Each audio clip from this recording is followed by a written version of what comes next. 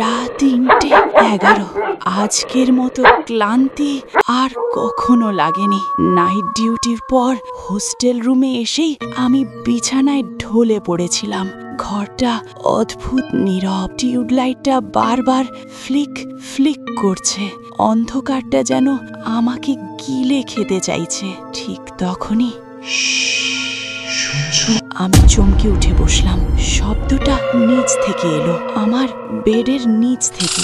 আমি ভাবলাম ভুল শুনেছি, কিন্তু তারপর মেঝে ঘষার শব্দ। টিক টিক টিক, যেন কারো নখ নিচে কিছু আঁচড়াচ্ছে। আমার গলা শুকিয়ে গেল। ধীরে ধীরে নিচে তাকালাম।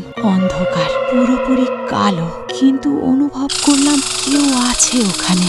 আমার গলা শুকিয়ে গেছে। তারপর শুনলাম, তুমি তো বেড 13-এর নার্স। তুমি আমার চোখ বন্ধ করেছিলে, মনে আছে?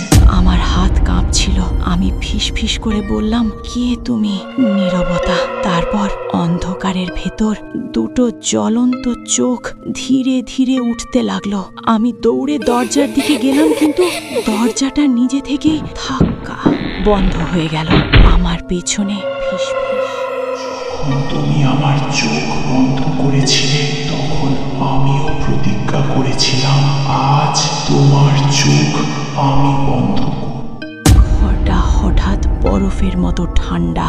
বিছানার চাদরটা ধীরে ধীরে নিজে থেকেই ফুলে উঠতে লাগলো, যেন কেউ ওখানে শুয়ে আছে।